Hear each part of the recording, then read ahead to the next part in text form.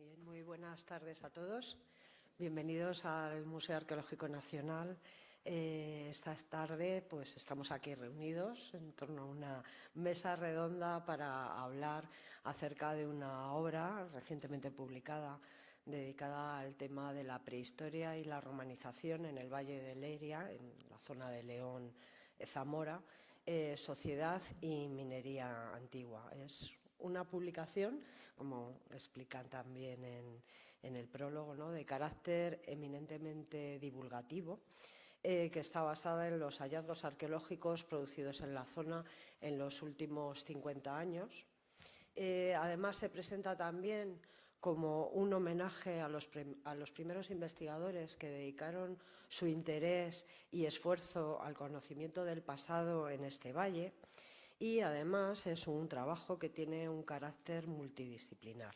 Se ocupa de la ocupación de este territorio desde la prehistoria hasta los inicios de la metalurgia y la ocupación romana, combinando los conocimientos de geógrafos, historiadores y arqueólogos. Y para hablar de la obra, bueno, pues ahí está nutrida mesa. Entre los participantes estaba anunciada la asistencia del doctor Valentín Cabero Diéguez, que es catedrático de Geografía de la Universidad de Salamanca, que excusa su asistencia ya que le ha resultado del todo imposible asistir.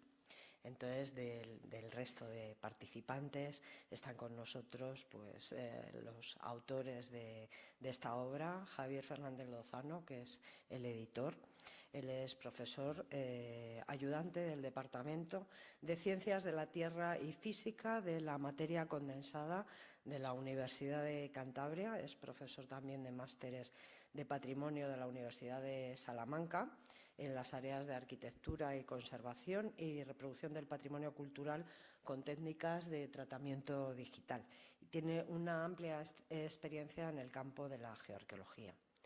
Su investigación se centra en los cambios geomorfológicos del paisaje producidos por la actividad minera antrópica mediante el uso de teledetección espacial e infraestructura geomática mediante láser aéreo y drones, y ha publicado en prestigiosas revistas de geología y arqueología, y es autor de 4 libros de estas temáticas y además editor de la revista International Journal of Geomatics and Earth Sciences Mapping. Jesús Celis Sánchez, que es uno de los autores del libro, es licenciado en Filosofía y Letras en la sección de Historia por la Universidad de León y máster en Restauración Monumental por la Universidad de Valladolid. En la actualidad es funcionario de carrera, es técnico de Patrimonio Cultural y fue director del Instituto Leonés de Cultura en la Diputación de León. Ha trabajado en el Museo de León como arqueólogo y en varias empresas y entidades públicas, y también ha impartido clases de prehistoria en la Universidad de León. Ha sido director de numerosas prospecciones y excavaciones arqueológicas, como el Castillo de Valencia, de Don Juan, los castros de Villacelama, Chano, la Peña del Hombre, en Zamora, en los yacimientos de Benavente, en Valladolid, en el Castillo de la Mota, en Medina del Campo, o en Valencia, en el dolmen neolítico de Osorno. Fue el redactor, entre otros, de la primera Carta Arqueológica de León y actualmente es codirector de las excavaciones en la ciudad astur-romana de Lancia. Tiene en su haber numerosas publicaciones, ponencias, comunicaciones a congresos, principalmente sobre arqueología pre- y protohistórica de la meseta norte. También autor de este libro es el doctor Juan José Palau Vicente, profesor titular de Historia Antigua por la Universidad de Salamanca. Su labor investigadora se ha centrado sobre todo en la península ibérica durante el periodo alto imperial, con especial atención al tema del ejército romano y la epigrafía, y fruto de ello ha sido la publicación de diversos libros y artículos en revistas científicas.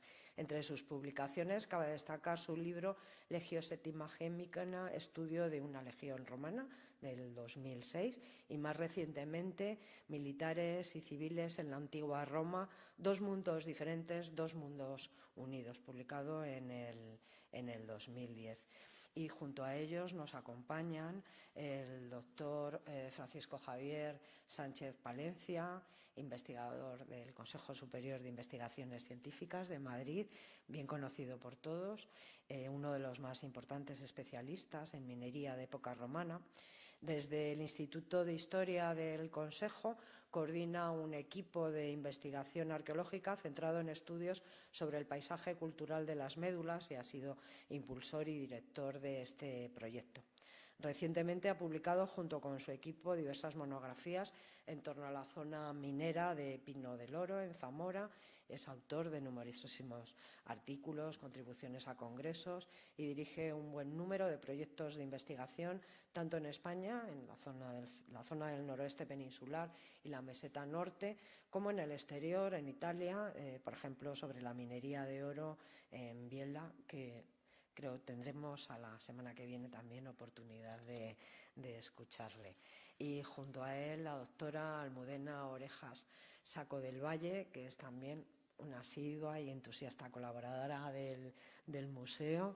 Es investigadora del Consejo Superior de Investigaciones Científicas, también del Instituto de Historia, del CSIC. Pertenece al Departamento de Arqueología y Procesos Sociales y desarrolla su investigación actualmente en el Grupo de Estructura Social y Territorio Arqueología del Paisaje. Es una de sus líneas de investigación. También se ha centrado en el mundo romano y especialmente en temas relacionados con la minería. Entre sus libros destacan pues, el Atlas histórico de las zonas mineras de Europa, que dirigió en 2 volúmenes publicados en los años 2001 y 2003, o Arqueología espacial, espacios agrarios, en el 2006. También tiene una amplia producción de artículos en revistas españolas y extranjeras con temas vinculados a los paisajes mineros de Hispania e investigación en arqueominería.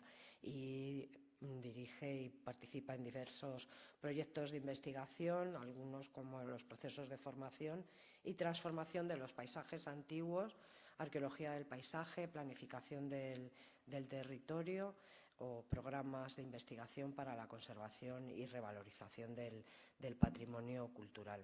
Y bueno, a todos queremos agradecerles la generosa participación en esta mesa redonda y ya, bueno, cedo la palabra a Javier Fernández Lozano, cuando quieras. Muy bien. Muchísimas gracias. Bueno, buenas tardes a todos y bienvenidos. Antes de comenzar, me gustaría agradecer al Museo Arqueológico Nacional por la oportunidad que nos ha brindado esta tarde para poder acercar a todos el valioso y extenso patrimonio de este valle zamorano-leonés, el Valle de Leria. Es un orgullo para estos pueblos y para mí en particular, como editor de la obra, poder presentar al lado de grandes investigadores como los que tenemos hoy aquí presentes, este trabajo que de alguna manera trata de sintetizar los hallazgos y estudios arqueológicos realizados en toda la zona.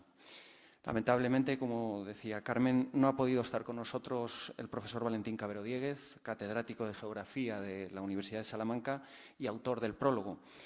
Pero bueno, su lucha y su pasión por un desarrollo rural sostenible y la protección del patrimonio, pues presente en todos estos pueblos que actualmente se enfrentan al paradigma del siglo XXI, como es la pérdida de demografía, pues está presente en este libro que hoy presentamos, ¿no? Lo que es Prehistoria y Romanización del Valle de Leria, Sociedad y Minería Antigua. Quiero comenzar mi intervención recordando que este año 2018 que iniciamos ha sido declarado Año Europeo del Patrimonio Cultural. El patrimonio cultural europeo no es solo un legado del pasado, es también un recurso imprescindible para nuestro futuro, dado su incuestionable valor educativo y social, su considerable potencial económico, así como su importante dimensión en cooperación internacional. Es, por tanto, un buen momento para que reflexionemos sobre la importancia de los recursos ligados al patrimonio que presentan los pueblos como herramienta indispensable para su desarrollo sostenible y en el que los entes públicos y las administraciones locales tienen una responsabilidad para con sus ciudadanos.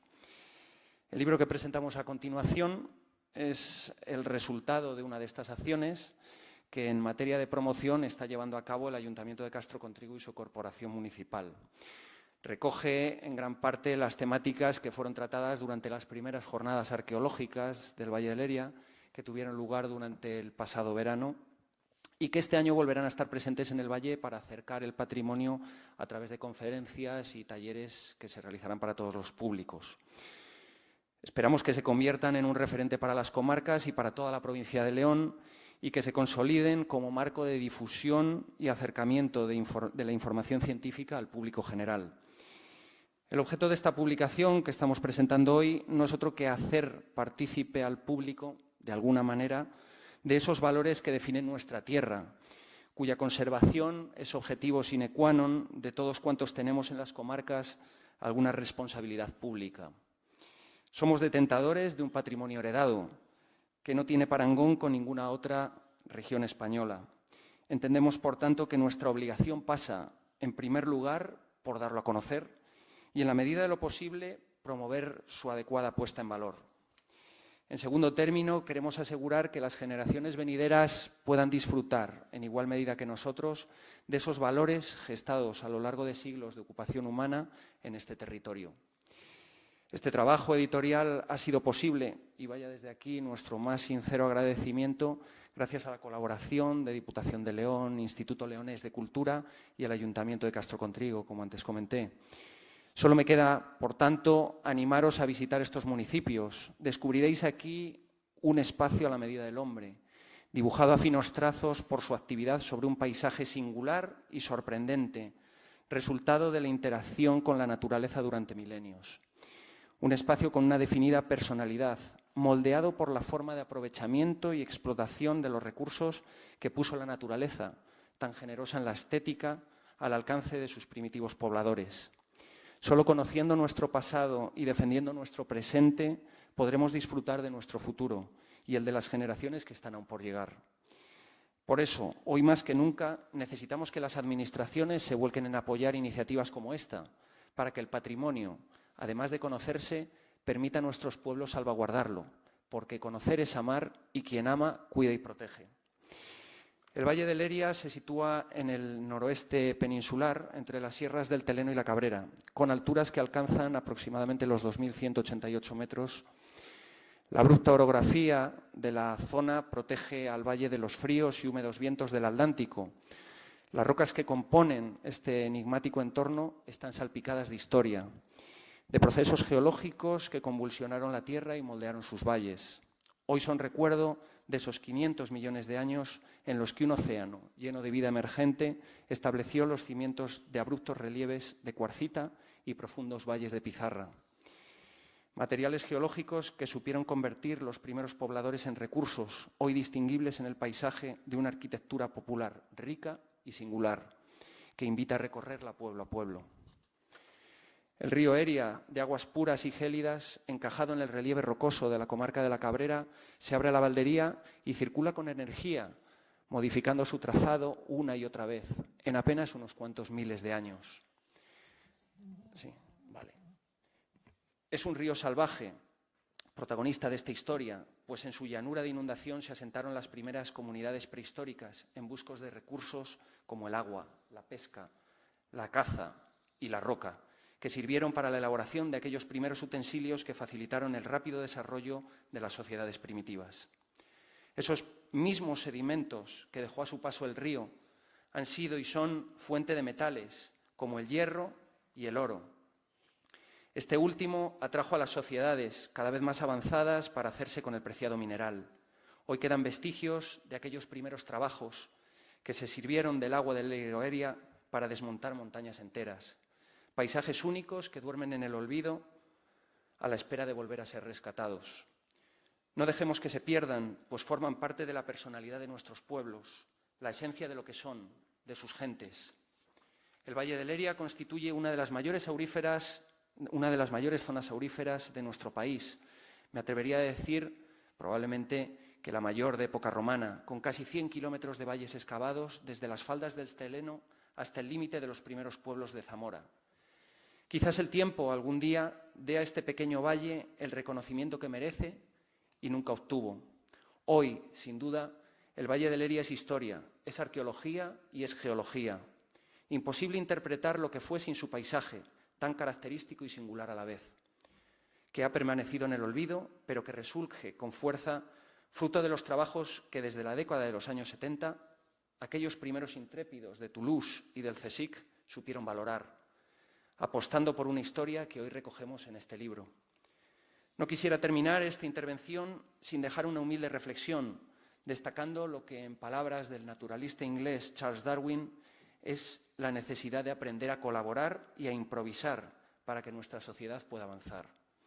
Cada vez es más necesaria la puesta en marcha de equipos multidisciplinares de investigación, en los que trabajen geólogos, biólogos, historiadores y arqueólogos, aportando desde diferentes perspectivas y campos científicos herramientas que contribuyan a mejorar nuestro conocimiento del pasado. Solo de esta forma, abriendo camino a los jóvenes que vienen por detrás con fuerza, podremos llegar más lejos. Demos oportunidad para que los jóvenes investigadores puedan seguir evolucionando como científicos. Tienen mucho que aportar y serán ellos el futuro. De ellos depende que lo que hemos logrado nosotros en el pasado y en el presente siga latente y beneficie a las generaciones que están aún por llegar. Esta intervención quiere servir, asimismo, como llamada de atención a los organismos públicos encargados de proteger y velar por el patrimonio de la provincia, ante los últimos destrozos ocasionados en la zona y que, a pesar de haber sido numerosas veces advertidos, no han puesto el peso de la ley sobre quienes las han violado. Y, sin embargo, han querido perseguir a aquellos que han luchado por su promoción y conservación, que seguro no fue en vano. Muchas gracias.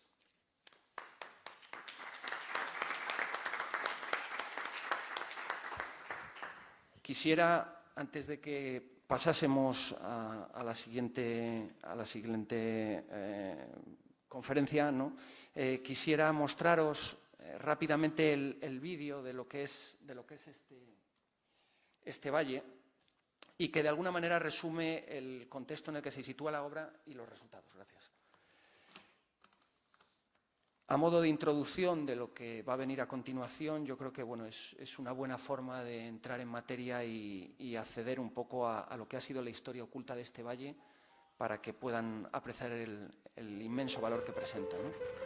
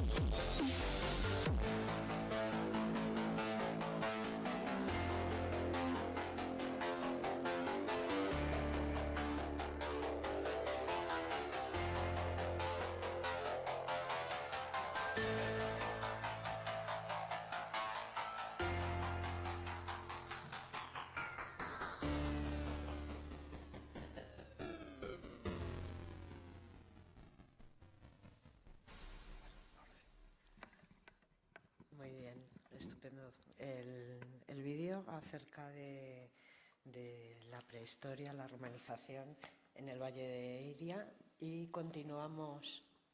Bueno, sí.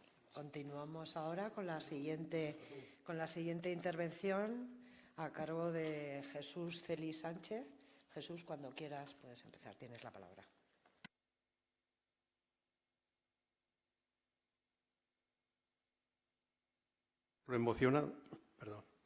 En primer lugar, quiero expresar lo emocionado que me encuentro por poder estar hoy aquí presentando este modesto libro en el Museo Arqueológico Nacional.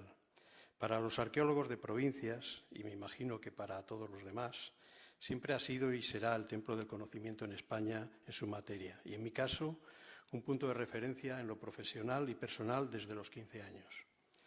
Especialmente quiero mostrar mi agradecimiento a sus responsables, a su director y a Carmen, a su directora, por darnos cabida hoy aquí, también por poder contar con la excelencia de dos investigadores de la talla de Almudena Orejas y de Javier Sánchez Palencia.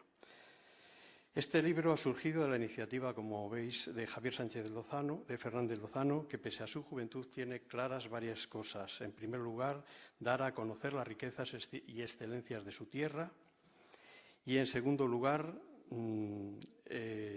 analizar también estas tierras de la Valdería, de la Cabrera Alta, desde su evolución histórica, desde la prehistoria y la antigüedad.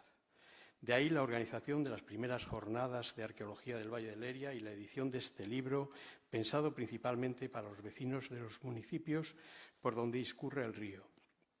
Este impulso ha contado, como hemos visto, con el Ayuntamiento de Castrocontrigo, institución local que ha propiciado estas y otras iniciativas. El capítulo que presento tiene un carácter de síntesis, destacando aquellos hitos de la historiografía científica sobre la prehistoria y la protohistoria de las tierras que baña el río Eria. Mi deseo es que pueda servir como iniciativa divulgadora, nunca antes abordada de forma conjunta, sobre los antiguos pobladores de las distintas comarcas que lo pueblan, la Cabrera, Valdería, tierras de la Bañeza y los valles zamoranos.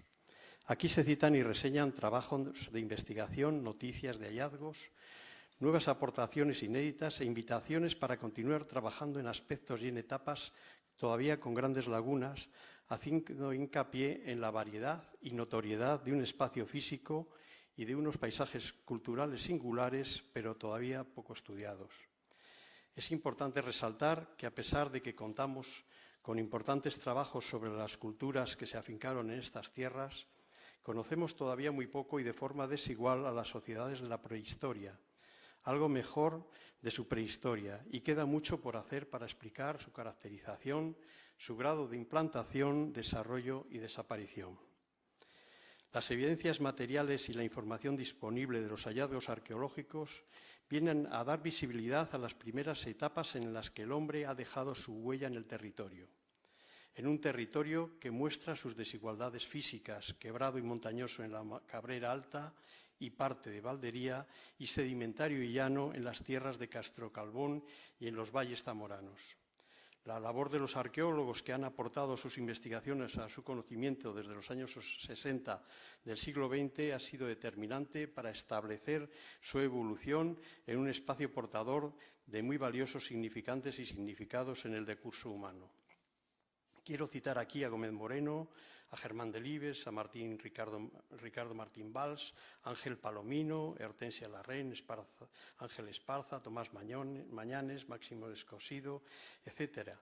Y especialmente a los integrantes de esta mesa, nuevamente Javier Sánchez Palencia y Almudena Orejas, y desde el cariñoso recuerdo a mi buena amiga María Dolores Fernández Pose, a quienes tanto debemos en el actual conocimiento sobre las sociedades de los Astures y su evolución histórica. De esta forma, en el libro que hoy presentamos, describo los hallazgos de industrias líticas achelenses de Castrocalbón y de alguna estación del tramo bajo del río, a sabiendas de que aparecerán muchos conjuntos más, pero que al ser restos localizados en la superficie de su terraza, sus terrazas cuaternarias han estado expuestos a la dinámica geológica de las mismas y por ello la información que proporcionan sobre los grupos humanos que las fabricaron es muy limitada. Tampoco nos resuelve mucho los indicios de posibles lugares neolíticos del Eria Medio, las cuevas y abrigos descubiertos en esta región. La evidencia de los dólmenes excavados en el curso bajo del río, en los que se ha reconocido el legado de las gentes megalíticas, grupo asignado a Granucillo Eria, sirve a la sazón para aproximarnos a los grupos que construyeron estas tumbas colectivas en el Neolítico final. Un capítulo importante a significar son las pinturas esquemáticas de Morla de la Valdería. Bueno, esto no está en donde tiene que estar, perdón. Esta.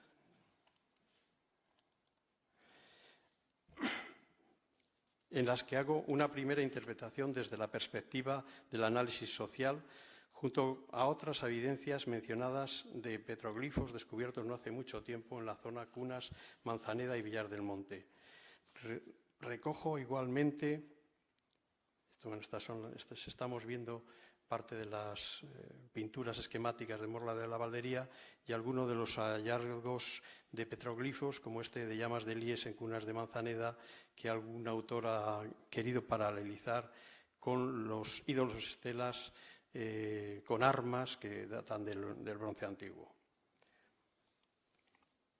En este caso, por ejemplo, los petroglifos de Villar del Monte y los que se paralelizan o se vinculan también a algunos encontrados en la Maragatería recientemente. Como digo, recojo de igual forma los útiles y las armas del Calcolítico y de la Edad del Bronce, especialmente los elementos metálicos de la cultura del vaso campaniforme y las manifestaciones materiales del bronce medio y final, caso de las cerámicas de Cogotas Unos descritas en las labradas de Arrabalde por Ángel Esparza. Aquí estamos viendo algunas de las armas y útiles del bronce atlántico que se han localizado en la zona.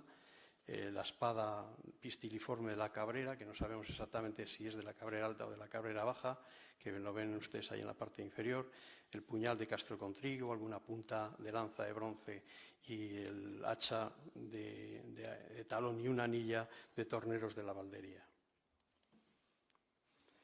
Y ya en la Edad del Hierro informo de la presencia de poblados y castros distribuidos a lo largo del Eria, destacando dos yacimientos que parecen un símil del poblamiento en esta etapa y que marcan hitos geográficos justo en el final y en el inicio del curso fluvial. Estos son la Corona del Pesadero de Manganeses de la Polvorosa, datado en la primera y la segunda Edad del Hierro, excavado en los años 80, entre otros por mí y sobre todo por la empresa Strato S.L., y la corona de corporales. Bueno, aquí estamos viendo una serie de imágenes de manganeses de la Polvorosa, de la excavación principalmente de la empresa Strato en los años 90, con motivo de la realización de una autovía, la autovía al noroeste, que da la casualidad que pasa por encima del yacimiento. Estos otros son yacimientos también de la primera Edad del Hierro, que se encuentran en la zona zamorana y leonesa, en Castro Calvón y en Santa María de la Vega.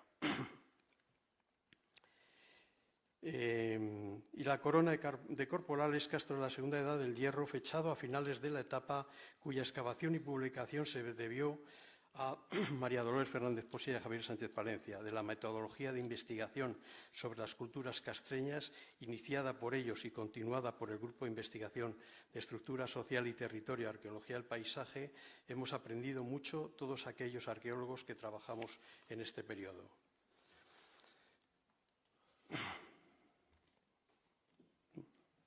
Esto sería la segunda Edad del Hierro. La implantación en el territorio de estos castros prerromanos sirve para relatar aquí la diferenciación zonal constatada entre los ópida centromeseteños y los castros de las sierras de los Montes de León, ubicados en la Cabrera Alta y en la Valdería, tema este muy bien estudiado por Almudena Orejas y otros autores en el noroeste de la submeseta norte. Hago también alusión somera de la corona de corporales, lo siento, pero no tengo mejores imágenes de esta. de este yacimiento. Hago también alusión, como digo, somera a los castros vinculados directamente con la etapa de la conquista romana, como se ha reconocido en el hoy todavía enigmático castro de las Labradas El Marrón en Arrabalde, cuya ocupación se viene a situar en los últimos episodios históricos de los Astures prerromanos encastillados frente al poderío militar romano y su relación posterior con el ejército conquistador.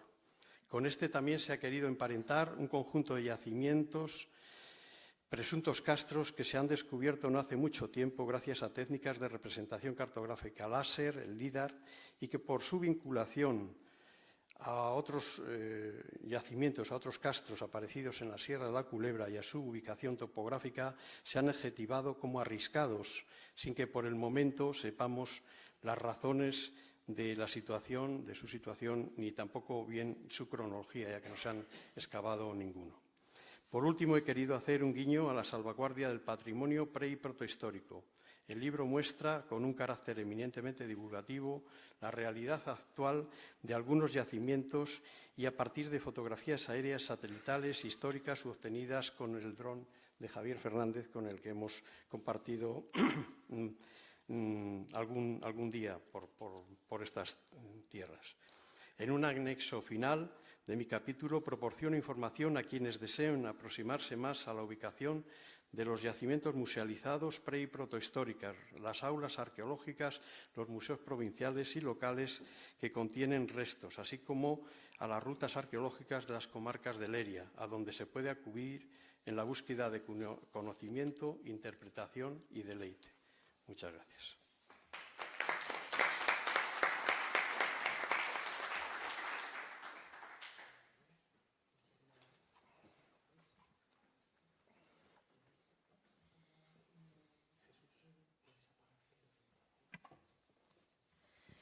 Muy bien, muchísimas gracias. Y ahora continuamos con la intervención de Juan José Palau Vicente. Bien, muchas gracias. En primer lugar, quiero darle las gracias a los aquí presentes por compartir esta tarde con nosotros y conocer o profundizar en el conocimiento o en la realidad geológica, histórica y arqueológica de estas tierras. Quiero agradecer también especialmente la presencia aquí de Almudena y de Javier Sánchez por lo que representan en el campo de los estudios de arqueología y por su vinculación que tienen con esos territorios. Y finalmente también quiero agradecer la cortesía y la amabilidad por parte del Museo Arqueológico Nacional, tanto a su director como a Carmen Marcos, su directora, aquí presente. Como bien ha dicho los que me han precedido, el objetivo fundamental de este libro es dar a conocer una realidad histórica, geológica y arqueológica de unas tierras que han permanecido en el olvido durante mucho tiempo y que, aun a pesar de los intentos que han hecho diferentes investigadores, algunos de los cuales están aquí presentes, otros no, como por ejemplo Valentín Cavero, Ángel Esparza, pero también tenemos por fortuna aquí a Javier Sánchez y Almudena, han sido unas tierras que a pesar de los intentos, han pasado desapercibidas. Yo simplemente les recomendaría, a colación de esta situación, no sé si conocerán el libro de Donde las urdes se llaman Cabrera, de Ramón Carnicer. Es un libro muy interesante y que refleja sobre todo esa situación de olvido, de alejamiento de la realidad que han constituido estas tierras. Y cuando Javier me propuso participar primero en nuestras conferencias y luego en el resultado que ha sido este libro, yo estuve encantado. Y estuve encantado porque, a pesar de yo no ser originariamente de la zona de los Astures, yo en realidad vengo de Yecla, de la zona ibérica, pero por circunstancias de la vida trabajo en Salamanca y tengo una casa en un encantador y pequeño pueblo que se llama Valdavido, que está justo en esta zona de la Valdería. Cuando Javier me propuso participar, estuve encantado porque, además del interés que desde el punto de vista histórico y arqueológico representan o tienen estas tierras, siempre o desde que me compré la casa le he cogido un gran cariño a estas tierras y les recomiendo sinceramente que cuando pueda se pasen por allí. Bien, dejando ya a un lado las cuestiones sentimentales, en mi capítulo lo que intento recoger son aquellos testimonios que aluden o representan la presencia del ejército romano en esta zona. Y la presencia del ejército romano en esta zona constituye un elemento interesante e importante. ¿Por qué? No solo por la presencia en sí y las distintas interpretaciones o la realidad que presenta, sino porque yo considero, y supongo que luego en el coloquio tanto Javier como Almudena lo corroborarán, que la presencia o el estudio del ejército romano en esta zona presenta interesantes elementos y que reflejan al mismo tiempo las dificultades que tiene el estudio del ejército romano en estas tierras del noroeste. En este primer mapa están ubicados, quitando Astúrica, o sea, la actual Astorga, la antigua Astúrica Augusta, los principales enclaves donde a partir de los restos tanto epigráficos como arqueológicos se constata la presencia romana. ¿Cuáles son las pruebas que nos permiten identificar esa presencia del ejército romano en esta zona? Fundamentalmente tenemos varios elementos. Por una parte, los restos, los testimonios de lo que son los recintos castrenses o campamentos donde supuestamente hubo presencia de soldados o de militares romanos.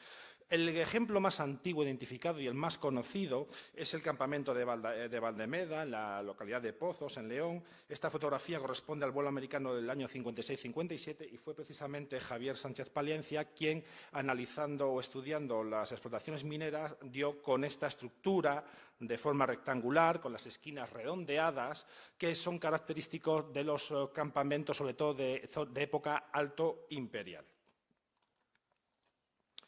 En la actualidad,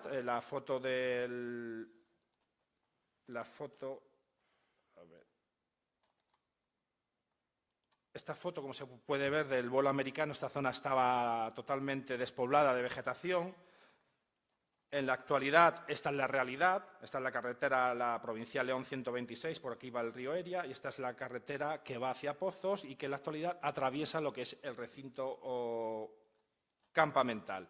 Hoy en día, gracias a las nuevas técnicas, a la fotografía aérea y a la técnica LIDAR, se puede de nuevo identificar, a pesar de la cobertura vegetal, la estructura que, desgraciadamente, por la repoblación forestal, hoy en día no es visible simplemente con fotografía aérea. Esta sería la reconstrucción, donde se ve lo que es los límites del campamento, algunas puertas, está en clavícula, lo que parece identificarse como el foso.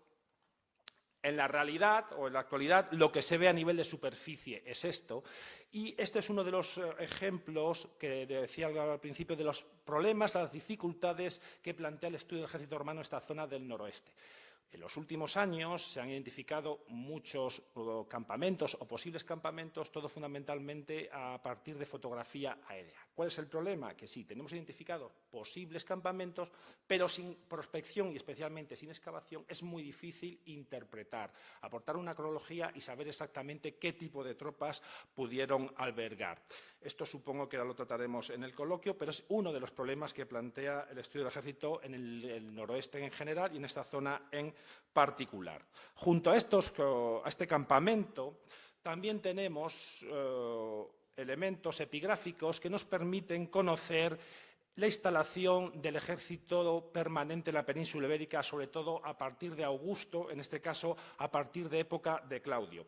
Son unos testimonios excepcionales, solo tenemos otro paralelo en la península ibérica al sur de Iulióbriga, y son unos hitos delimitadores, unos mojones, en este caso de la época del emperador Claudio, que separaban o delimitaban los territorios, los prata, unos territorios que posiblemente eran para aprovechamiento forestal, de forraje para los caballos, posiblemente también maderedo, también para hacer prácticas, de la Cors Quarta Galorum, una tropa auxiliar, del territorio de la ciudad o de los lugones y de los bedunienses. Esto es lo que nos está indicando muy posiblemente, el texto hasta aquí está en latín, dice las tierras de este testimonio, esa autoridad, es decir, la autoridad del emperador Claudio.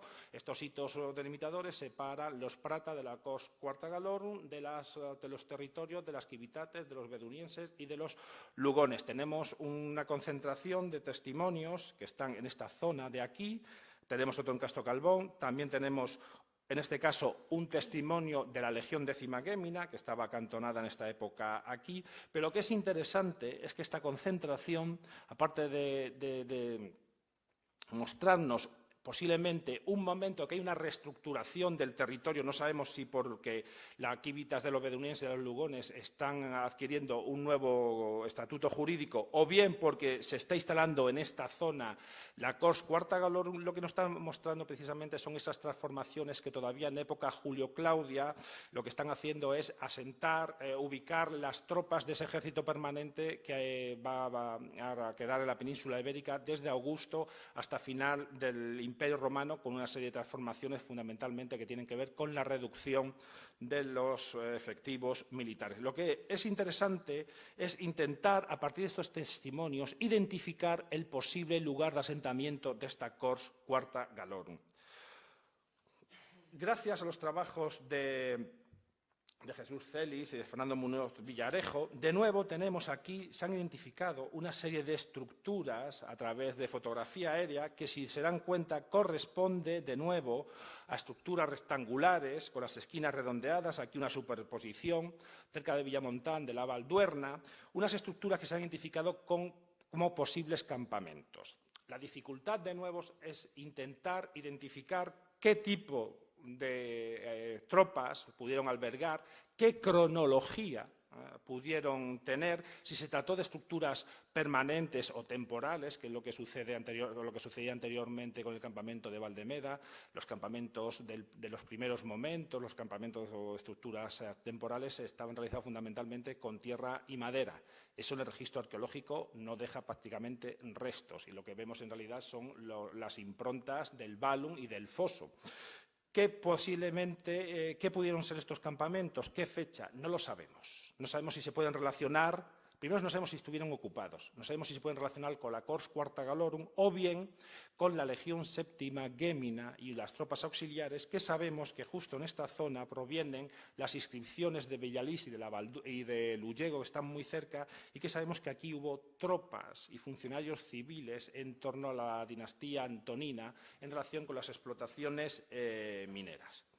Como curiosidad, también les traigo aquí, esto procede del Museo de Castocalbón, un museo muy pequeño pero con piezas muy interesantes que les recomiendo que visiten, y simplemente para que vean todavía las dificultades o los problemas que plantea el estudio del ejército romano en esta zona. Si se dan cuenta, esta es una inscripción muy interesante, primero porque es cilíndrica y segundo porque, aunque aquí aparezca como fragmento de miliario, no es un fragmento de miliario. En realidad es un fragmento de una inscripción posiblemente funeraria, casi con toda seguridad, de un soldado. ¿Y por qué sabemos que es un soldado? Porque aquí aparece Stip Spitependiorum 28, es decir, los años de servicio que estuvo este soldado. Y sabemos que era posiblemente un soldado de una tropa auxiliar. ¿Por qué? Porque viene la filiación, este Voti Filius o Filius, sabemos el caso en el que está, y este nombre es característico, es un nombre indígena de la zona astur-lusitana. Esta inscripción está incompleta, pero si se hubiese conservado, si apareciese el siguiente fragmento, nos podría dar pistas sobre la posible ubicación de una tropa en esta zona, o posiblemente de la Cors Quarta Galorum. Otro ejemplo de la presencia militar romana en la zona, también muy conocido, son los campamentos de Castocalbón. En este caso fueron descubiertos por el ingeniero Loevinson en los años 60, analizando la vía que venía desde Brácara a Augusta, Astúrica Augusta, a través de Aquae Flavia, de Chaves en Portugal. Descubrió una serie de estructuras a partir también del bolo americano. Hoy en día, gracias a las nuevas técnicas, se puede identificar, y de nuevo nos encontramos con estructuras rectangulares, con las esquinas redondeadas, en este caso una estructura circular, estructuras incompletas, estructuras rectangulares superpuestas, que claramente responden a lo que son los modelos de campamentos alto imperiales. Aquí tienen, gracias a la técnica LIDAR, lo bien que se identifican en la actualidad, y una reconstrucción. El problema de estos campamentos es el de los otros que hemos visto también. Están identificados y no están excavados. Esta concentración de campamentos en esta zona, esta superposición, ha sido identificada tradicionalmente como posibles ejercicios de maniobras o de castrametación. Es decir, las maniobras o los ejercicios que hacían los soldados romanos para hacer prácticas de cómo construir campamentos. Y muy posiblemente, o muy probablemente, estos campamentos no llegaron a ser ocupados y simplemente sirvieron como ejercicios. No sabemos si de la Leio Décima Gémina, que estaba muy cerca al sur, unos 30 kilómetros al sur, en Petavonium, o de la Cors Quarta Data Galorum, que posiblemente estaba en las cercanías de la Bañeza. Pero de nuevo nos vemos estos problemas que plantea el estudio de esa presencia del ejército romano en la zona que sabemos que hubo. Y, finalmente, en relación con esta presencia del ejército romano, que tiene que ver fundamentalmente con las explotaciones mineras, traigo aquí a colación un ejemplo muy significativo, conocido, que conocen tanto Almudena como Javier Sánchez Palencia, y que aquí les traigo este mapa realizado por Javier Sánchez Palencia, donde aparece el volumen de tierra removida, en este caso de metros cúbicos por 1000, en la zona del noroeste en relación con las explotaciones mineras de época romana. Aquí se encontraba Astúrica Augusta, que era la capital de Conventus, que era la sede del procurator de las explotaciones mineras, donde había soldados también y había los funcionarios vinculados a la administración romana de las explotaciones mineras. Y aquí está situado el yacimiento de las Rubias, un yacimiento que es muy interesante y que desde mi punto de vista, no es una aportación mía, sino que está reconocido por otros autores, representa muy bien cómo llevan a cabo los romanos las explotaciones mineras y esa relación entre militares o soldados romanos y administración civil.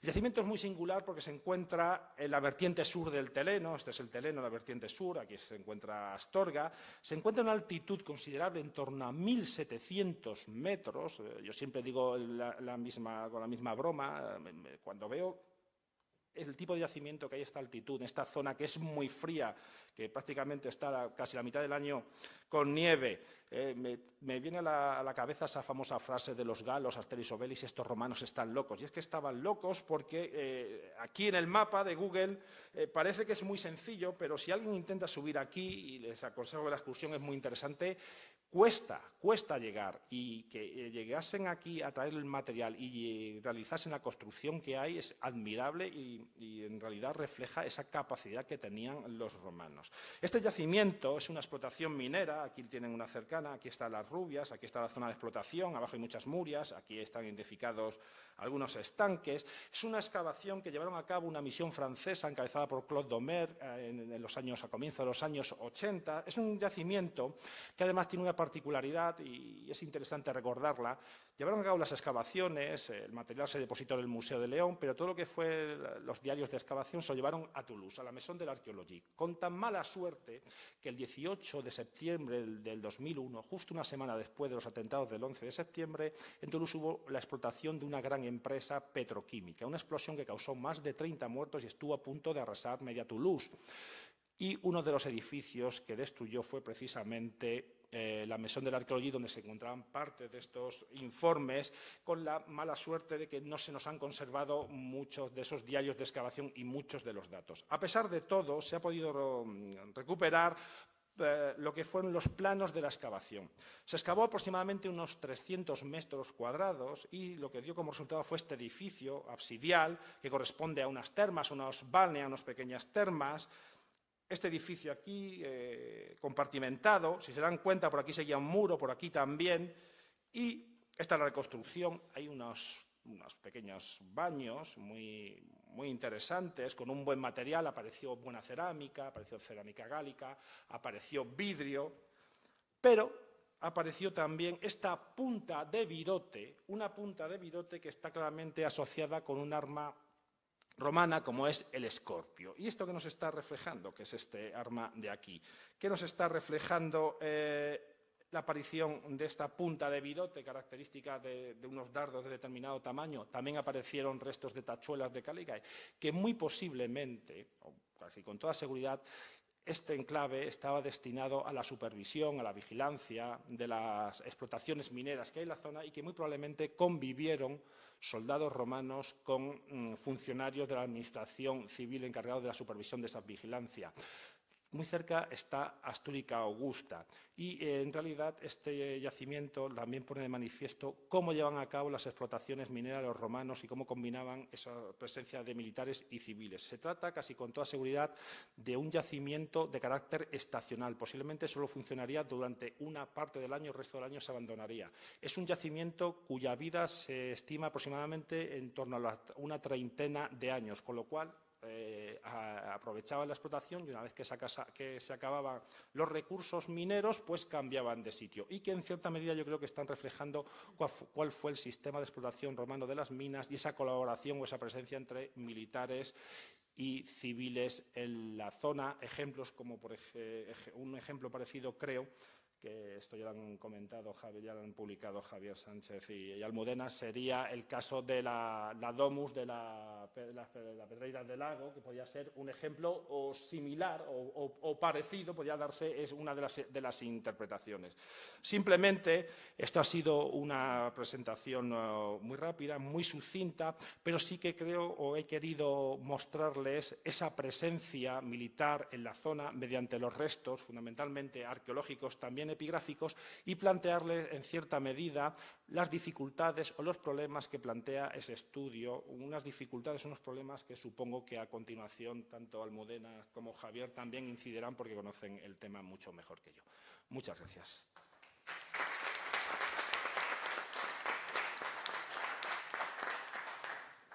Muchas gracias, Juan José. Y ahora, a continuación, como comentabas, pues cedo la palabra a Almudena Orejas o Javier Sánchez Palencia. Si quieres comenzar, Almudena, o como... Muy bien, mejor lo veas. Gracias. Bueno, en primer lugar, quiero agradecer a los autores del libro la ocasión de haber vuelto a recorrer este valle del río Eria tan rico en arqueología y en historia. Bueno, es indudable que hacer publicaciones de divulgación tiene dos méritos, porque aunque no lo parezca, es muy difícil. Normalmente parece que cuando uno hace una publicación de divulgación escribe fácil, pero hay que procesar mucha información para hacer una publicación de difusión y que además nazca con esa voluntad de difundir el patrimonio y el conocimiento, y creo que eso tiene mucho mérito y por eso, bueno, yo creo que hay que daros la enhorabuena por afrontar ese reto. Y por otra parte, porque el libro, claro, cuando uno lo lee conociendo la zona y conociendo el tema, se da cuenta de que está lleno de espinas, o sea que hay un montón de temas que desde el punto de vista de la investigación son complicados, tienen debates detrás, están sin resolver, y que hay muchas veces que quedan cabos sueltos, ¿no? Pero los cabos sueltos nos quedan también a los investigadores. Yo voy a hacer un brevísimo recorrido porque me gustaría que nos quedase tiempo efectivamente para intercambio, para debate. Un brevísimo recorrido por algunos de los aspectos que tienen que ver con el poblamiento y con la presencia de Roma, muy rápidamente. Empezando por el momento más antiguo, por la prehistoria hasta la Edad del Hierro,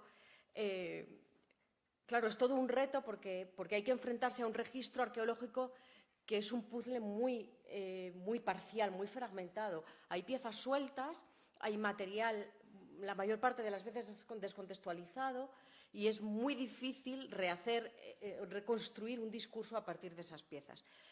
Museos como el de Castro Calvón tienen el mérito de haber recuperado una colección, pero claro, todos sabemos cómo se construyó esa colección, ¿no? Entonces, es realmente muy complicado.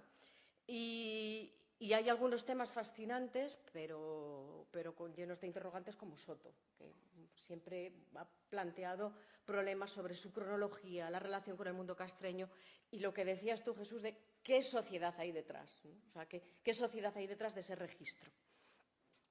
Y por cerrar un poquito este apartado sobre la parte de prehistoria hasta la Edad del Bronce, creo que es indudable el interés del yacimiento de manganeses de la Polvorosa, que bueno, me parece que realmente es necesario destacar su importancia, no solamente localmente, sino para entender ese contexto.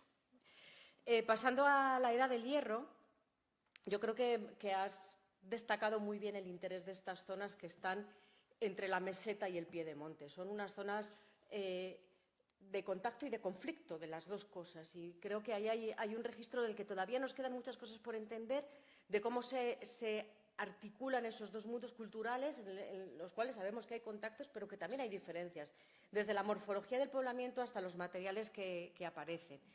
Quizás el punto más interesante es que estamos ahí en en la frontera de lo que conocemos como el mundo castreño, sin entrar en los problemas de la regionalización del mundo castreño, pero tenemos los poblados más más meridionales del mundo castreño, pero luego tenemos al lado esos grandes óppida, a lo mejor la denominación de óppida no es la más correcta, pero esos grandes asentamientos que están en la frontera ya del contacto con el mundo romano, que justamente tienen el interés de mostrar un mundo indígena, pero en un proceso de cambio muy acelerado en algunos casos por esa cercanía del mundo romano.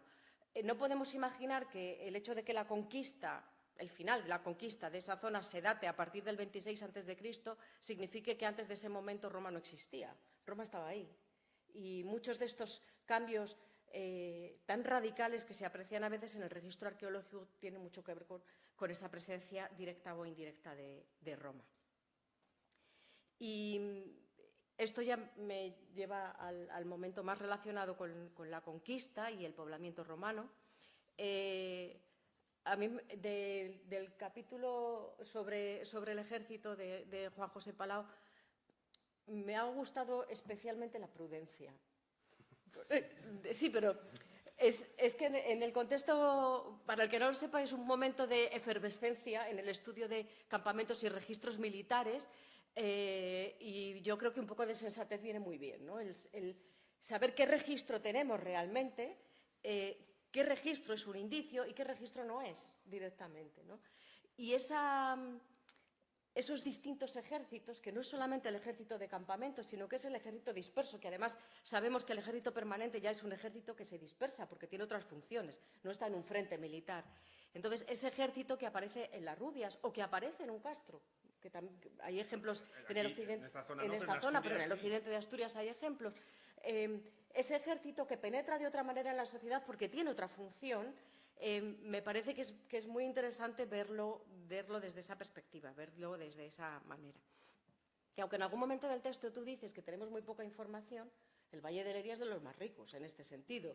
No solamente por los campamentos o por el asentamiento de las Rubias, sino también por el cambio que notamos en el registro indígena, el conflicto que aparece, por ejemplo, documentado en el cambio entre el Castro y la Corona. Claro, es un ejemplo, pero también está Rabalde, por ejemplo, sí, ¿no? Que es otro ejemplo claro. Y yéndonos un poquito a los textos antiguos, de las pocas referencias que hay en el periodo de conquista está la tradición de los virgaecinos, que es otra prueba más de cómo el proceso de conquista es muy complejo, ¿no? Hay lucha, hay enfrentamientos, hay ejército, hay indígenas que resisten, hay aliados, hay traiciones, que también reafirma el documento un poquito posterior del Edicto del Bierzo, que también es muy cercano. Entonces, ese panorama más matizado de una conquista hecha de conflictos, de enfrentamientos, de traiciones, de una parte indígena que no sabemos muy bien cómo reacciona ante Roma, una conquista que tiene una fase bélica, pero que tiene una fase anterior de contactos con Roma. Bueno, creo que realmente el panorama, además, hay mucho por hacer, ¿no? Creo que en los últimos años ha cambiado mucho la perspectiva sobre cómo tenemos que enfrentarnos desde la investigación a este periodo. Y voy a terminar haciendo una pequeña referencia a los castros, ¿no?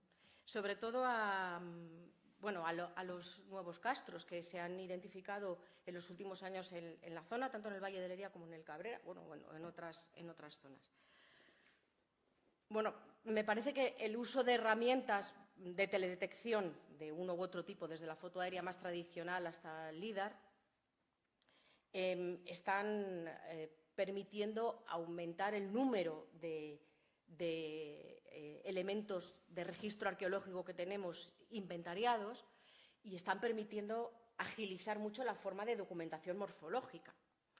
Pero claro, tenemos que ir un paso más allá. Aumentar los inventarios está bien, poder caracterizarlos más fácilmente está bien, pero tenemos que entenderlos territorialmente para realmente avanzar en el conocimiento histórico de la zona. Mi impresión con este aumento de la nómina de castros, que algunos de ellos habrá que confirmar, es que no están poniendo en entredicho el modelo de poblamiento, sino que en realidad en buena medida lo reafirman, ¿no? Porque es cómo está apareciendo una estrategia de poblamiento diferente que rompe el patrón de poblamiento conocido para el mundo castreño de la segunda edad del hierro. Lo que es cierto es que en estos llamados los castros arriscados o los roquedos fortificados, que es esta denominación, hace referencia a uno de los aspectos del modelo, que es el emplazamiento, ¿no? Pero nada más a ese modelo. Entonces, estaría bien no dejarse deslumbrar por esa cuestión de emplazamiento y ver si realmente estamos pudiendo matizar ese modelo de poblamiento. Y voy a acabar simplemente diciendo que, bueno, retomando en realidad lo que habéis dicho todos, que es el potencial para el conocimiento y el potencial para el patrimonio. Y cómo además son dos potenciales que se tienen que nutrir el uno al otro. Si conservamos el patrimonio tenemos más materia prima de conocimiento, si lo conocemos mejor podemos mostrarlo mejor y protegerlo mejor.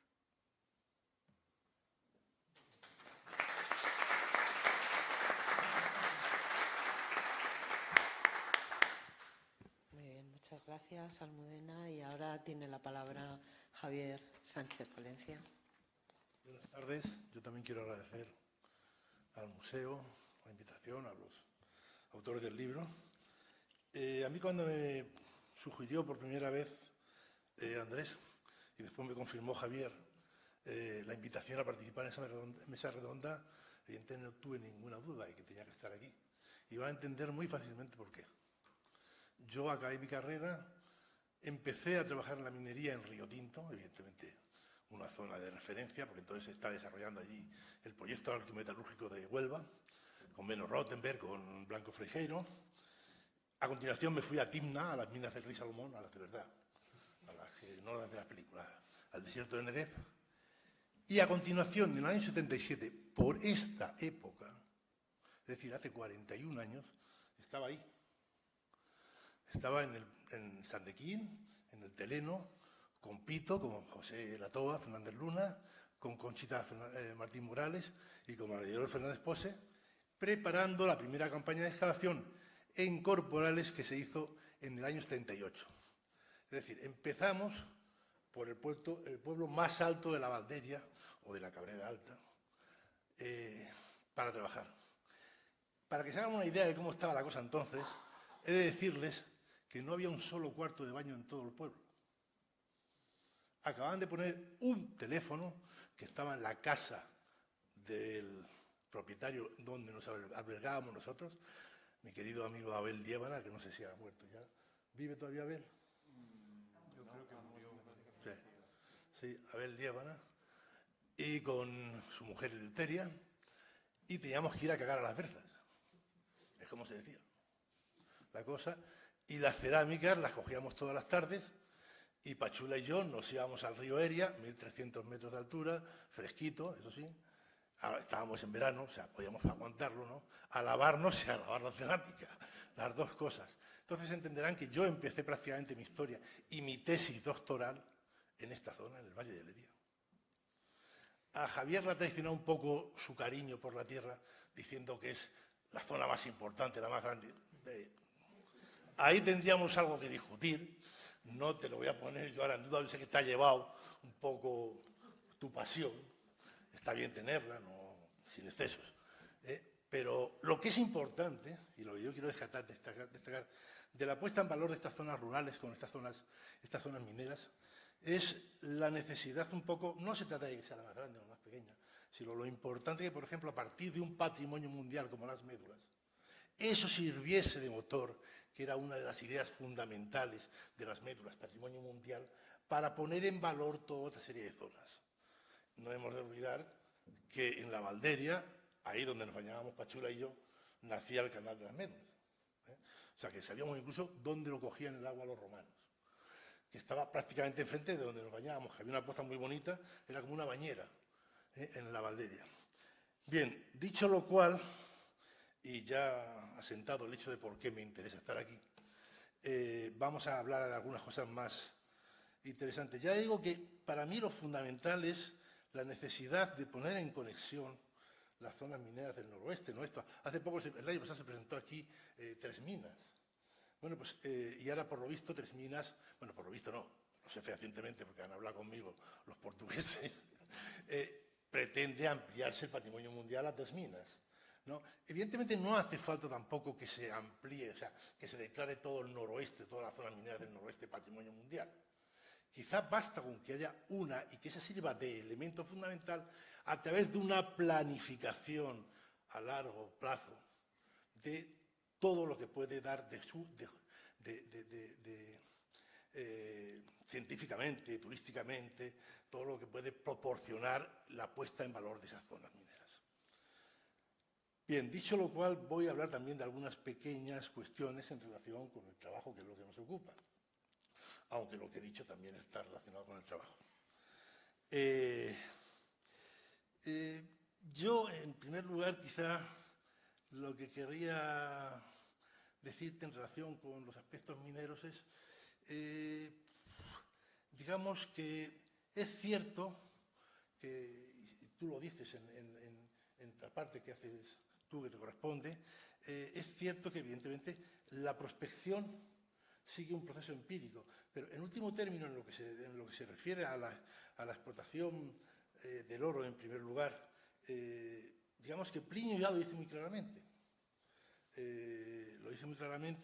Y describe muy bien cómo se produce el proceso de prospección. O sea, que no hace falta tampoco hacer grandes inventos al respecto. Es más, nosotros hemos comprobado en 2 zonas, en las Cavernas del Cavaco y en Pino del Oro, la eficacia de ese sistema de prospección. Entonces, y después, en lo que se refiere al resto de los metales, una de las cosas que además no citáis en eso es, tanto en la Corona como en el Castro, hay restos de una actividad metalúrgica muy importante. ¿Qué es lo que le falta? ¿Qué es lo que deberíais seguir haciendo vosotros? En parte, bueno, no solamente eso, más cosas. ¿Qué es lo que le falta? Tenemos, digamos, el proceso metalúrgico en la Corona de Corporales y recuerdo que también en el Castro de Corporales.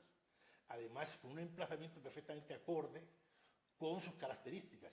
En la Corona de Corporales, formando parte como un especialista del poblado, en medio del poblado, en el Castro de Corporales, que es romano, desplazado fuera porque ya no hay ya una diferenciación funcional muy clara en la parte de arriba. A eso le falta documentar todas las zonas mineras y ver cuál es el proceso de tratamiento, que tú también en parte lo dices, y es muy interesante, sobre todo, evidentemente, toda esa zona que describes, que siempre se ha conocido. Yo me acuerdo que con otra de las personas a quien quería nombrar y que fue uno de mis introductores en la zona fue Luis Carlos Pérez García, un geólogo ya fallecido desafortunadamente y que fue el que me enseñó a mí a fotointerpretar. Entonces, y una de las primeras cosas que fotointerpreté fueron los depósitos del terreno, los que están a 2.000 metros.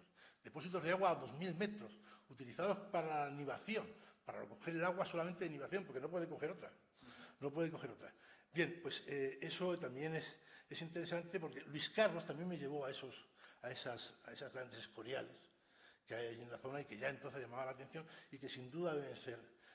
Además, ahí tienes, en la metalurgia del hierro, en la Valderia, tienes un potencial de incluso el hacer unos recorridos turísticos por la zona, bueno, impresionante. Evidentemente, había que ver un poco, había que documentar un poquito más las zonas de tratamiento y ver si se puede rescatar en alguno de los yacimientos, quizá incluso en la propia Corona de Corporales, la zona de producción metalúrgica.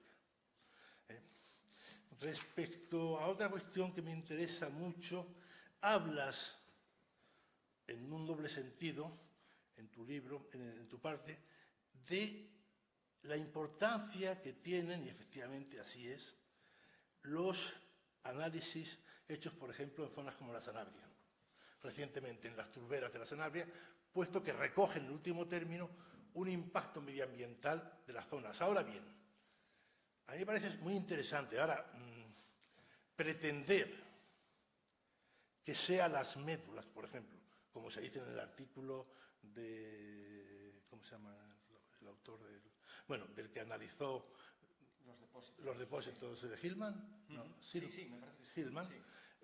Pretender que las médulas son las causantes de una contaminación, evidentemente biatmosférica, del lago de Sanabria, sobre todo porque, y ahí es donde voy, en las médulas, plomo,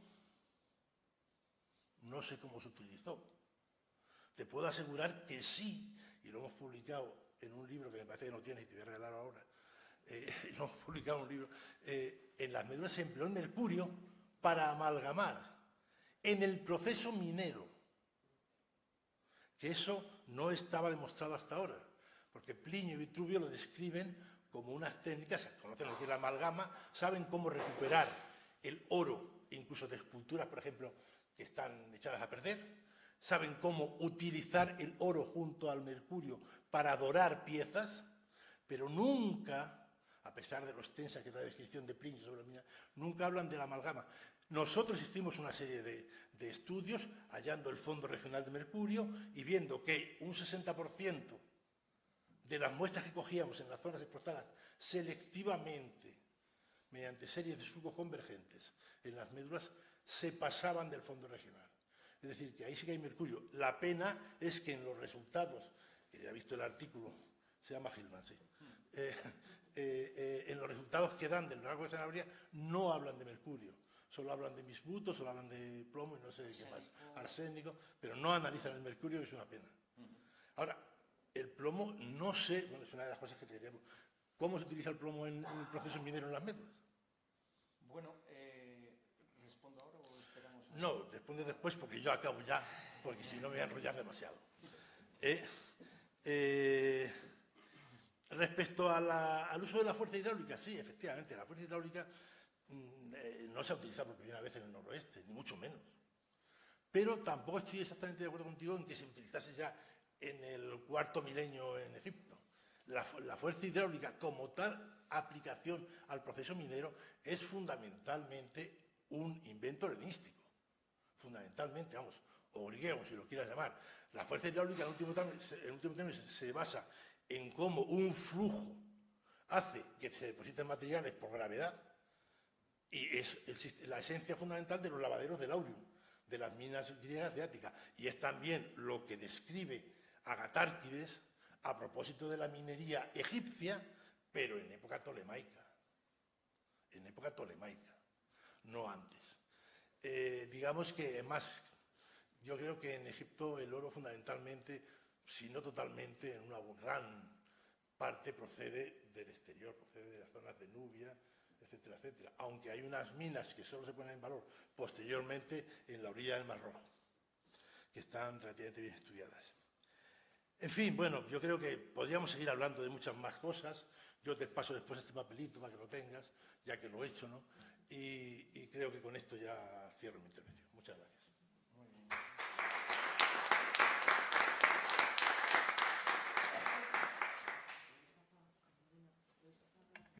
Estén todos. Gracias. Muy bien, muchísimas gracias por vuestras intervenciones. Y ahora, bueno, tú querías hacer algún comentario, o los autores, y luego también el público, si tiene alguna pregunta, pues es el momento. Sí, bueno, con respecto al tema del plomo, que es bastante interesante, entre otras cosas porque existen ya numerosas publicaciones, sobre todo de la zona de Turquía, donde se ha utilizado precisamente para amalgamar metales, mediante el uso de copelas, por copelación. Nosotros creemos que muy posiblemente todas estas rocas que hay en la zona de la Valdería, la Cabrera, e incluso en la zona norte de la Cordillera Cantábrica, en la provincia de León, existe una presencia de plomo, entre otros metales pesados. ¿Esto qué quiere decir? Que en el momento que nosotros estamos machacando el mineral, es muy posible que parte de ese plomo termine en los lavaderos de una forma secundaria. Es decir, no quiere decir que directamente esté relacionado con el proceso de amalgama, sino con la acumulación durante el machacado y el procesado del mineral antes de la extracción del oro. Entonces, diferenciar esto es muy complicado. Y yo creo que, bueno, ahí tenemos un órdago para adentrarnos un poco en todo lo que es el mundo de la metalurgia, ¿no? Pero ya hay varios ejemplos, muchos más antiguos, de la época romana, del 2000 y del antes de Cristo, donde ya se estaba empleando algunos de estos metales para amalgamar. Entonces, la presencia de los picos de plomo que se producen en este momento histórico no está registrado solo en el lago de Sanabria, está registrado en sondeos que se han realizado en la zona de Groenlandia, en las capas de hielo. Es decir, son picos que además se han estudiado en turberas, de Europa y sigue apareciendo, ¿no? Una gran cantidad de plomo y no tanto de mercurio. Entonces, cabría la posibilidad de intentar buscar realmente si esas amalgamas se produjeron con oro o con plomo o se produjeron con mercurio, que no está claro en ningún caso. Todavía no se ha conseguido certificar. Entonces, ya digo, la presencia de metales pesados en la zona es habitual, hay arsénico, hay mercurio, porque son rocas, las pizarras y las cuarcitas, que ya de por sí llevan esos metales. De hecho, las cuarcitas llegan en algunos puntos a contener cinabrio. El cinabrio es el principal portador de mercurio y que en un momento dado, cuando se está produciendo la transformación de ese mineral machacado, pues puede salir directamente y se acumula. ¿Se acumula dónde? Pues principalmente en zonas donde hay agua, donde se forman procesos que llamamos de coloidales o de laterización muchas veces, que lo que hacen es las propias arcillas húmedas absorben ese metal pesado y lo fijan. Con lo cual, cuando nosotros tomamos esos datos, pues muchas veces aparecen y es una fuente natural que estamos en muchos casos tomando como una fuente artificial que no tiene nada que ver. Por tanto, es, por lo que digo, que debemos de seguir estudiando. Este libro, en este caso, abre una posibilidad, apoyado en numerosa bibliografía donde en otros yacimientos se ha encontrado plomo. Y bueno, pues es una hipótesis más que hasta que no se demuestre lo contrario no podemos decir que no sea el caso, ¿no? Pero vamos a ver, una cosa es la copelación mediante plomo para refinar y purificar el oro, eliminando impurezas que tiene y arrastrando, por ejemplo, la plata, que se ha empleado copelación, no amalgamación, copelación, y otra cosa es la amalgamación. Es decir, químicamente el plomo no amalgama al oro. No, es imposible. Es imposible amalgamar. Copelar, como has dicho, utilizando la copela, sí, bueno, Luis Carlos Pérez lo utilizaba en la Valderia, al lado de Torneros, en la planta que tenían allí, lo he visto yo, copelaban efectivamente, y el oro que extraían de las muestras lo purificaban, pero no es lo mismo. Y ahí entro yo, por ahí mi explicación, no respecto a lo que tú dices, sino a la base en la que te eso. En el siglo I a.C., que es uno de los picos fundamentales, las médulas no están en funcionamiento. ¿Qué pasa? ¿Explotaban en época prerromana las médulas? Bueno, no sé si las médulas, pero sí es cierto que es un momento histórico en el que empieza a haber un incremento de la actividad minera. En el siglo I a.C.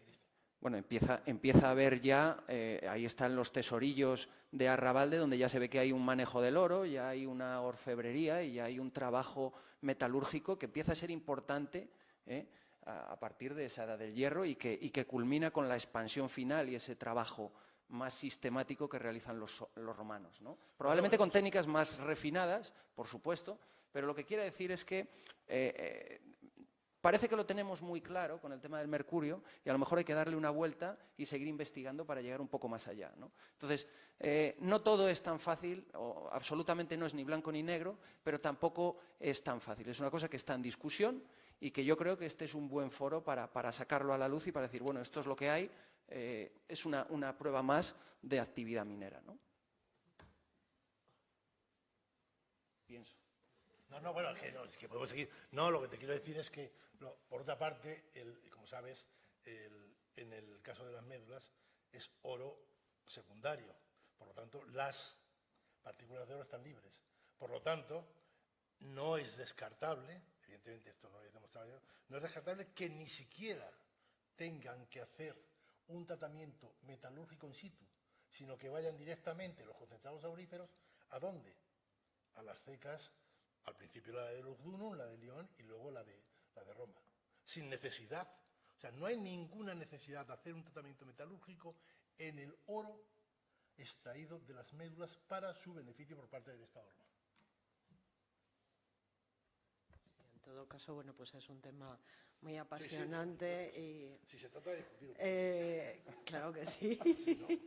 Y por lo que respecta a la historia monetaria, pues el tema de la explotación de tanto de las médulas como de todos los distritos mineros en época imperial, el inicio de la época imperial es algo fundamental porque se produce un cambio, el paso de ser, ¿no?, todas las acuñaciones en plata y una mínima acuñación de oro, mínima, a la gran explotación en las cecas que has citado de la moneda de oro, que es la que va a ser la pieza más fuerte. Es un cambio total entre la época republicana y la imperial, en la que tiene mucho que ver pues toda esta zona, toda esta región.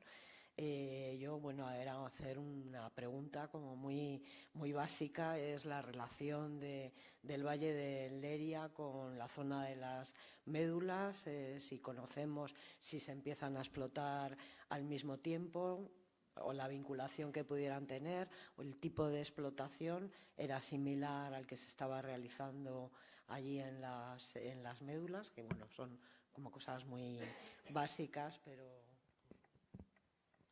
Bueno, sí, no, vamos a ver. En cuanto al sistema de explotación, en esencia siempre el mismo, está basado en la fuerza hidráulica, puesto que la gran mayoría de los yacimientos explotados en la Valderia, como el de las médulas, en la Valderia hay yacimientos en primario, lo que pasa es que, como decía muy bien Erail y Luis Carlos Pérez, son alteritas, es decir, son yacimientos en roca, pero están hechos fosfatina, están muy alterados. Y de hecho, en casi todas las zonas donde explotan primario, o en buena parte de ellos, aunque ya sé que hay recientes descubrimientos de galerías y todo lo demás, pero la corta de Pozos, las cortas de Sandequín, la corta de Malladones, todas las grandes cortas, la propia zona fluvioglaciar de las Rubias, son siempre zonas muy alteradas. Entonces, el sistema de explotación, en último término, es coincidente, pero no necesariamente el mismo. Lo que no hay en Valderia es el gran sistema de explotación por la Brina Montium. ¿Por qué? Porque no hay potencia para explicarlo. Es todo tratamiento prácticamente selectivo. Yo creo que precisamente por esas diferencias, ¿no? Si se han fijado en algunas de las imágenes que aparecen, por ejemplo esta, que responde a una de las mayores minas que hay en el valle, lo que llaman minas en peine o surcos convergentes, donde podemos observar toda una serie de canales convergentes que finalizan en un canal de lavado donde se realizaba la extracción final del oro.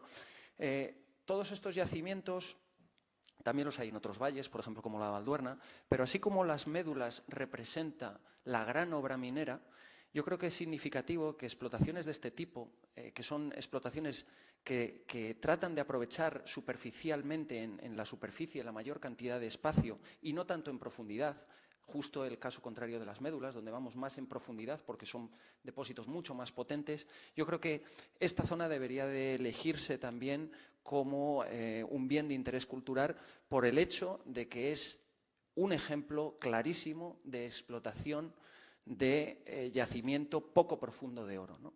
Y además de su singularidad, no solo geométrica, como están viendo, que es una serie de explotaciones que están juntas y tal, también un poco por lo que supone, ¿no? Porque estas minas han ofrecido gran cantidad de oro. Cuando comentaba antes, Javier, el tema de que, bueno, a lo mejor las médulas la zona de la Valderia podría no ser tan grande como yo estaba diciendo. Bueno, probablemente a lo largo de los próximos años van a ir saliendo cosas, porque hoy sabemos que hay explotaciones casi al entorno de Alcubilla de Nogales. Estamos hablando de más de 100 kilómetros, algo que no tiene la Valduerna, por ejemplo, y que está explotado desde el mismísimo Monte Teleno, que estamos hablando de 2.188 metros, hasta prácticamente el borde final del Valle de Leria. 100 kilómetros completamente explotados en lo que es uno de los mayores complejos mineros que se conocen. Está prácticamente todo el valle explotado.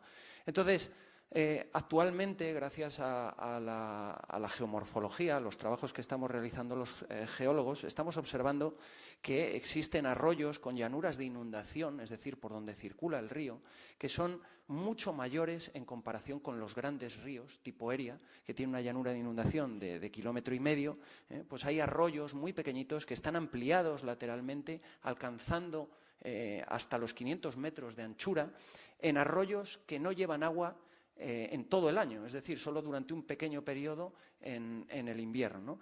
Es muy difícil explicar esta geomorfología de valles fluviales tan pequeños desde un punto de vista natural. Entonces, aquí es donde entra la alteración que produce o la antropización minera a lo largo de todos estos valles. ¿Esto qué quiere decir? Pues que hasta ahora no se había tenido en cuenta esta geomorfología, que en la actualidad estamos observando que muchos de estos valles que, bueno, pues en un momento dado se han dado como desconocidos o como que no tienen presencia de actividad minera, ahora estamos viendo que en muchos de ellos existen incluso depósitos de muria al pie, ¿no? ¿Esto qué quiere decir?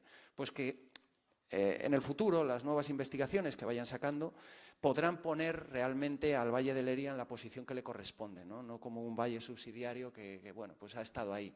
Y vamos a ver que es mucho más grande y si no, casi seguro que no me equivoco, alguien en el futuro lo dirá y se le dará el valor que nunca se le dio y que realmente tiene, ¿no? Pero que gracias a los trabajos que han realizado, entre ellos Javier Sánchez Palencia, Claudio Domergue, Sáenz y Vélez y otros muchos que han trabajado en la zona desde principios de los años 70, pues este trabajo que se está haciendo ahora y el que se haga en el futuro tiene ese reconocimiento hacia ellos, porque han sido ellos los que destaparon el valor de todas estas zonas, ¿no? Ahora, bueno, las nuevas tecnologías pues siempre ayudan, como decía Almudena, y son un referente para que los jóvenes científicos que trabajan en la zona pues vayan poco a poco sacando esas pequeñas pinceladas que han quedado en el olvido y que sin embargo están ahí, ¿no? Esperando a ser descubiertas.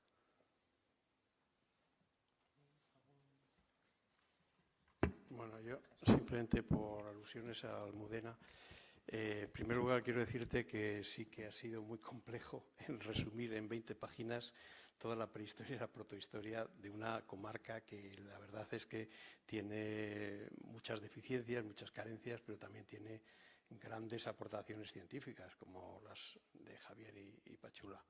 Pero bueno, hemos intentado hacer una pequeña aproximación, probablemente como un posible vehículo para seguir excavando, seguir investigando en algunas de las zonas más interesantes, ¿no?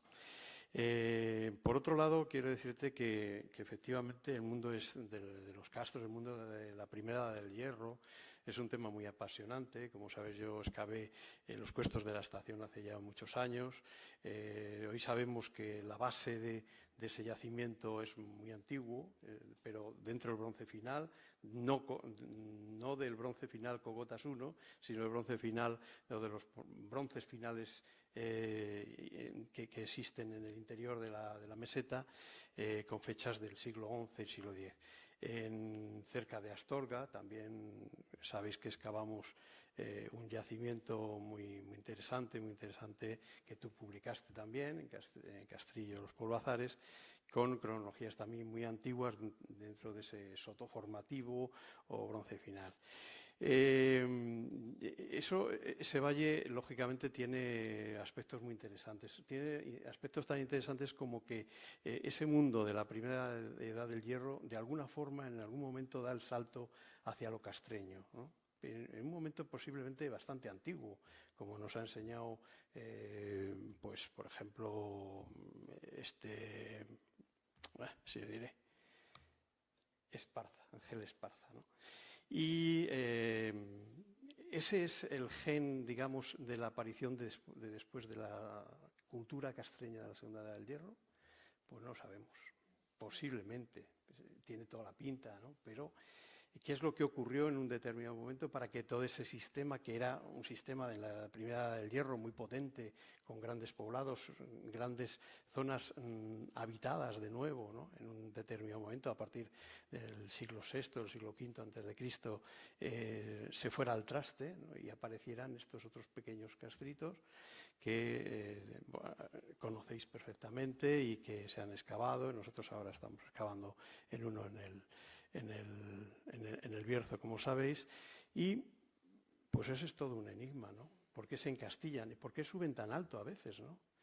Eso me da pie para comentar también el tema de los castros arriscados. Bueno, eso de los castros arriscados es un adjetivo, no tiene ningún sentido ni tipológico, ni cultural, ni de ninguna índole, simplemente están allí. ¿Son castros o no son castros? Eso es lo primero que hay que decidir, ¿eh? Algunos sitios con estas potentísimas murallas a esas alturas tan considerables dan hallazgos pequeños medievales, de época medieval o de época tardorromana, ¿por qué no? Otros A mí me da la sensación de que pueden ser incluso anteriores, que puede ser una cosa calcolítica o algo así, ¿eh? Y otros, pues evidentemente tienen pinta de ser castros parecidos, por ejemplo, a los del norte de Cantabria, en la zona de Cántabra y demás. Y bueno, para resumir, también lo que te quería decir es que esos grandes ópida, pues evidentemente tampoco se puede decir que son ópida en el sentido de los ópida, por ejemplo, de los carpetanos o del área ibérica o de los turdetanos, etcétera. Hay que definir qué funciones tenían, para eso hay que excavar más y para saber cómo eran las sociedades que allí lo poblaban y demás. Pero sí que es verdad que esa gente que se congregó en esos sitios tienen un ámbito de interacción con el territorio mucho mayor que los castros pequeñitos de los Astures, de la zona interior de Asturias, ¿no? Entonces, bueno, pues eso también es otra línea de investigación. Y creo que nada más. que hay que seguir trabajando, que hay que investigar mucho y que nosotros estamos todo el día, digamos, recogiendo información, como sabéis, en León sobre estos aspectos. Muchas gracias. Muy bien. ¿Alguna pregunta, alguna cuestión por parte del público? Que es ahora el momento. ¿No? Nada más. Bueno, respecto a lo de las secas de antes que comentabas, es que, claro, las casas de moneda son expertos en la fundición de metales, ¿no? Y incluso hay veces que por seguridad es casi preferible llevar el mineral, transformarlo, que no hacer todo un recorrido con oro puro. Pero no sé, aquí en la sala está una compañera que es experta también en temas de minería de época califal, que es Paula Grañeda, y no sé si respecto a esa época hay alguna información al tratamiento de los metales en las minas. No existe a lo mejor constancia, pero bueno, sí que en las cecas y casas de moneda de todas las épocas pues han sido muy expertos en la fundición de metales y en conseguir la ley adecuada y en la fundición, ¿no? Bueno, pues nada más, agradeceros a todos las intervenciones, felicitarnos por la publicación del libro, ¿no? Y que el Valle de Leria pues vaya siendo más conocido, que complete la información acerca de la historia y el proceso de la minería en el noroeste peninsular, que tantísima importancia histórica ha tenido, y a todos ustedes agradecerles su presencia y nada, invitarles para la próxima conferencia, que será ya el martes que viene, con el ciclo de arqueología española en el exterior, y que precisamente también hablaremos de minería del oro, en esta ocasión en Italia, con Javier Sánchez Palencia también y su equipo. Nada más, muchísimas gracias.